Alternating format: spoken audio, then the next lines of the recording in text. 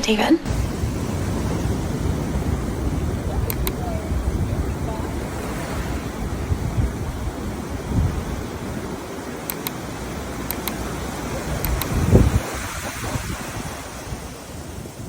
Hello babies and welcome back to my channel. My name is David, you know that, I know that, and welcome to my series called Dismantling Hate, the series where I, your host David, walks you through some hateful online rhetoric. Today we are going to be reacting to Here's Why the LGB is Different from the TQ+. E-class! This was published on YouTube by a creator of the name Amir Odom. I'm not sure if that's the right pronunciation, but before we get started here, if you like the sound of my voice and are interested in this other kind of content from me, make sure to see the playlist of Dismantling Hate here on my YouTube channel. You have landed yourself on episode 19. This is my third video here putting the same face on because it's taking me so long because I have to stop every 8 seconds. Please do not participate in the culture of hate by going to these creators' profiles and leaving them hateful comments. You can ask clarifying questions, you can be critical, you can be assertive and maybe even a little bit spicy, but do not attack their personal character. That doesn't do anything. Don't be hateful to people. Well, that's very nice of you to say, David. We may not have Michelle Obama's arms, but we do have her attitude because when they go low, we go high. It's 10 minutes.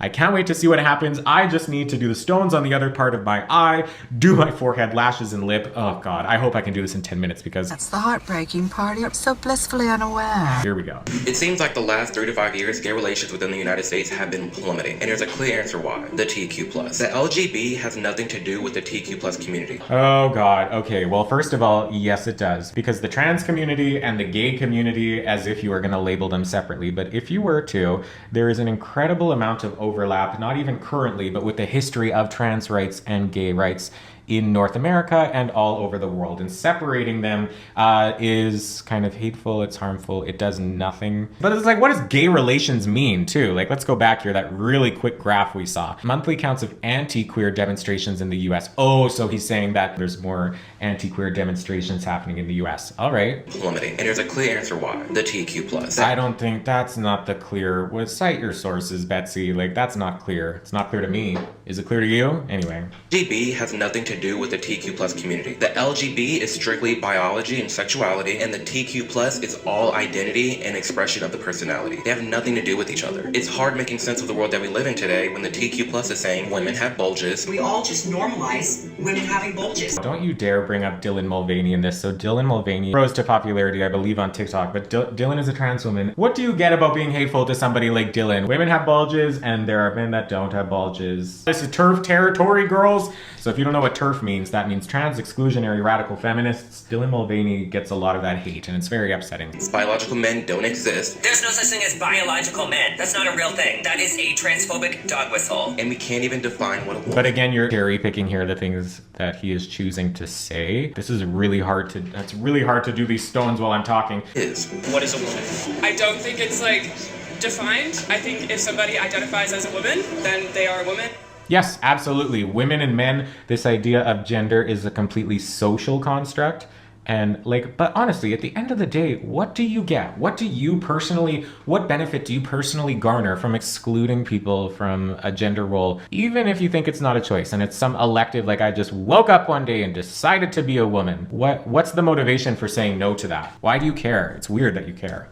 Speaking of making sense of the world we live in, I want to thank Atlas VPN for protecting me in the online world that we live in. And not just me. That is absolutely bonkers. So you heard it here first. Do not buy Atlas VPN. That's ridiculous that I'm actually really shocked that they supported this man. The LGB has nothing to do with the TQ+. The LGB is sexuality, and the TQ+ is identity. You can't deny that. Okay, so the differences between identity and sexuality, sure, there are differences there, but that doesn't mean they have nothing to do with each other. Two completely separate groups. One has everything to do with who But not really. Why can't you be in both? I have a gender identity and I have a sexual identity, and every human being has both of those things. So why do they have to be inherently separate? They exist within relation to each other, but they don't inform each other.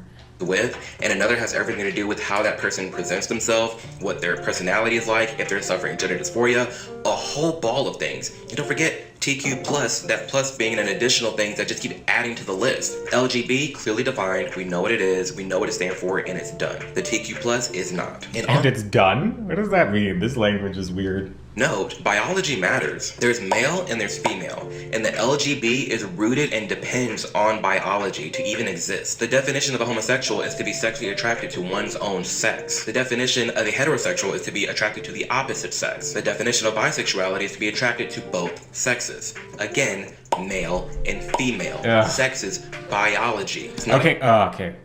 culture. It's not how someone presents themselves. It's not about what gender someone says they are. It's literally biology. The only way you can change it is by creating new words and changing the definition. And that's exactly what the TQ plus side of things are doing. The erasure of women. Content creator Savannah Edwards summed this up really well. The use of cisgender terms has nothing to do with male and female. It has everything to do with affirming a trans person's identity. In order for the phrase trans women are women to make sense, you have to change what women mean. Let's dive into this. So we have female, which is... Oh my god, I love I love it in the worst way. This is harmful. I wasn't expecting to find something like this so quickly, but yeah, okay. Woman.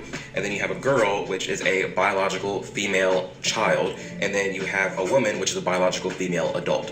Very cut and dry. It's been this way for forever. But now... The mental gymnastics. Okay, so you have a female who has the chromosomal female, who is a biological female, and then so girls and women are female, and then you break down the woman, so you have cis women and trans women. I don't understand why girl is in there, though. Okay. Have a cis woman, which is a biological woman that identifies as a woman, and you have trans woman, which is a biological man that identifies as a woman. And we've effectively turned woman into an identity, and we've stripped biology away from Yeah, but wouldn't woman be the identity? And like if we're focusing on the biological aspect, like I'm not a trans woman, so I can't really speak on this specifically, but I would have a hard time believing that a trans woman would be harping on the idea saying that they're a biological female. I don't think that's the argument. Including female. So female isn't even biology anymore, it's just an identity. And the problem that we have is we have a growing subset of biological women, just women, that's what we used to call them, women, getting upset because they are not an identity. Being a woman is not an identity, it's their reality. This is their reality. Why isn't your identity is your reality, is it not? This would be the kind of person that like makes the joke of like, I identify as Korean, I identify as a 19-year-old, and I'm like 27. It's like, it's just, what do you get out of making these distinctions? Like, what's the point? What's the subtext here? Like, if they are a woman. Well, I guess the subtext is transphobia. That's what it. But like, why? Why is this person specifically focused on this? This is wild. Woman and being a female is not about an identity. It is their existence. This is why some women find offense with Dylan Mulvaney, because Dylan Mulvaney started their career making a mockery off of every woman and all the stereotypes that they have. Dylan Mulvaney was just sharing her, but like Dylan Mulvaney is not out here creating a mockery of women. Dylan Mulvaney is just an online creator who's sharing their experience in the same way that their cisgender counterpart would be. Yes, their content is focused on their trans identity, but like their content is focused on their identity, period. And so many content creators use the lens of their personal experience in their content, and that's not weird. Of being a girl, and I have already cried 3 times. I wrote a scathing email that I did not send. I've ordered dresses online that I couldn't afford. So I do understand why somebody could think that this would be like misogynistic, of like looking at this and like Dylan is just reducing women to crying and ordering dresses online. Like I can understand that perspective, but like ultimately that might have been Dylan's experience. So then why can't she share it? You know what I mean? Like it could be seen as perpetuating that stereotype. But if this was the legitimate reality of Dylan on this day one, then it's not misogynistic. It's just what their experience was. Then when someone asked me how I was, I said, I'm fine, when I wasn't fine. How'd I do, ladies? Good? Girl power. This is why some women find offense to the growing amount of trans women saying that they experience a period. My period I experience every month is very real. Why?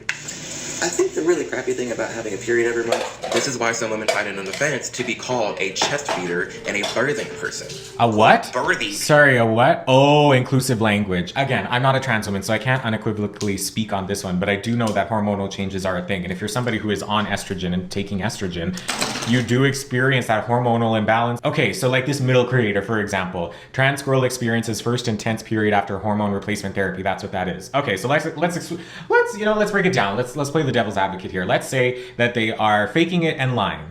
All right. then they're a liar if they are. And it wouldn't be the first time that somebody lied online. I'm not saying that I'm excusing it or thinking that it's appropriate, but it would be the reality and it would just be another person who's lying online. Cool. The other side of the equation, okay, let's say that they're actually experiencing pain. Then what? Then they're just sharing their reality. What do we get out of like roasting these people for, like, if they're lying, sure, then they should be roasted for lying. But if they're not, why does this make people upset? Why do TERFs exist? I don't know.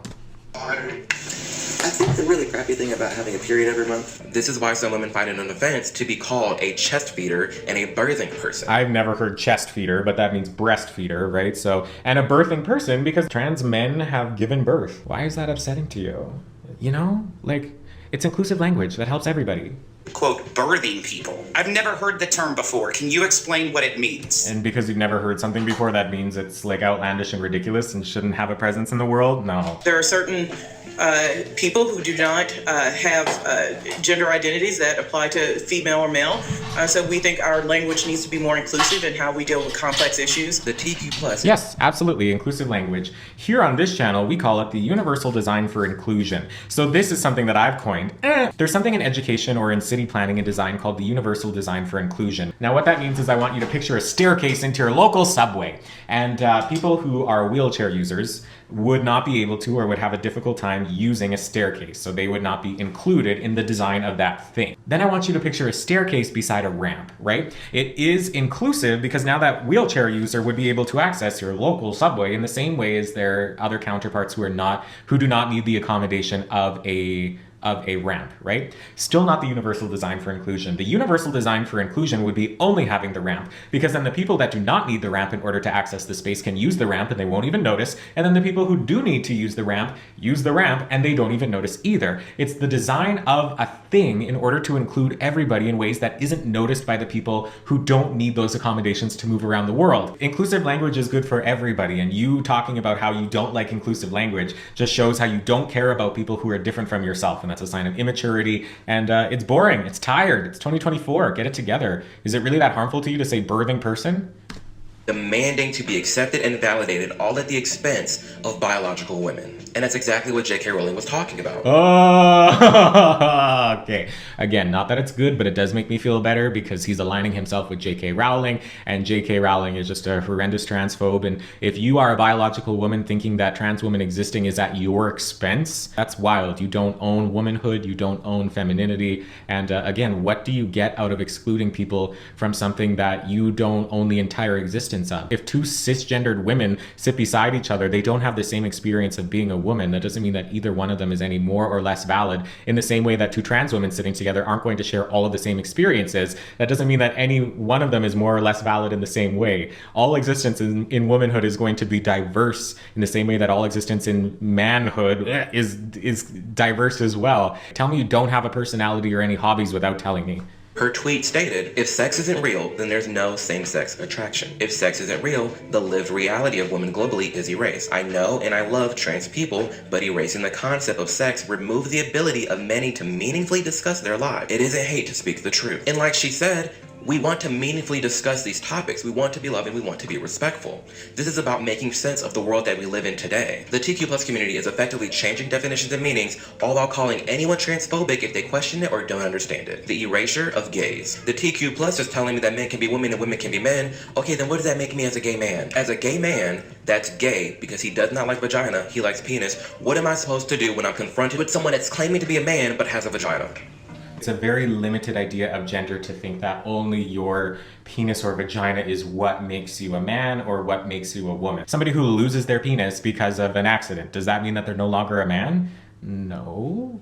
Right? Like, you know what I mean? Like, how does that, but like, let me tell you, if you purport this, like if you're that, what am I gonna do if I'm only into people with penises? Inclusive language, he would hate that. If you're only into people with penises, then like you can say that in dating apps, you probably won't get many hits even from people with penises. It's a really limited experience of gender. Like this person does seem very young, very not experienced in the world. It has nothing to do with the genitalia of the person, it has to do with that person. And if you can't look beyond the physical stature of somebody, if you can't move around spaces in the sense of like dating without asking what is in somebody's pants, you shouldn't be dating, in my opinion. I am of the opinion as such. I'm not transphobic for not wanting to be with a vagina. I'm gay. Yeah, you are. Like, I can't be doing my lip liner while I'm talking about this. To not want to sleep with somebody who has a vagina, but you don't have the right to exclude people with vaginas from this sense of masculinity or manhood. I think that's where the transphobia is present. For a reason. We have definitions and meanings and words for a reason. It's literally 2023 and you have lesbians being kicked off of lesbian dating apps for being transphobic, for not wanting to be with someone who has a penis. We are a platform for all lesbians, trans lesbian, non-binary lesbians. You are all part of our lesbian community. Let that sink in. You have lesbians being kicked off of lesbian dating apps because they're being transphobic for not wanting to be with trans women who have penises. This is what I was saying about the LGB being different from the TQ+. The LGB relies on biology and the TQ+ is all I. If we're gonna make any distinctions, it's between people who engage in human rights and just being nice and kind to everybody and people who are not. I wonder what category this man falls into. And they are changing definitions and meanings. Being gay doesn't even mean liking penis anymore. It just means liking men. But when I was a kid, being gay meant that you... It's funny. Sorry, that one just hit my funny. You're brave. I'm gay because I don't like vagina. Like, I don't... That's not necessarily what being gay means, but I have a lot of life experience that this man doesn't seem to have. So I come at this from a place of understanding, but girl, you got a YouTube channel. Sorry, I'm getting really loud here. But like, girl, you got a YouTube channel. People are listening to this. Get it together. Oh, I don't understand the world that we're living in today. And if you're still watching this, I applaud you because this shit is mental gymnastics. Because we truly can't, I always say this, we cannot defend something we can't define. Everyone is confused. Like I said before, the LGB is very clear and concise and easy to understand. We have the definitions, we understand what it means to be a lesbian, a gay person, or a bi person. Not me, I have no understanding of what it means to be a lesbian. I don't know, I'm getting funny now. Cut it dry, done.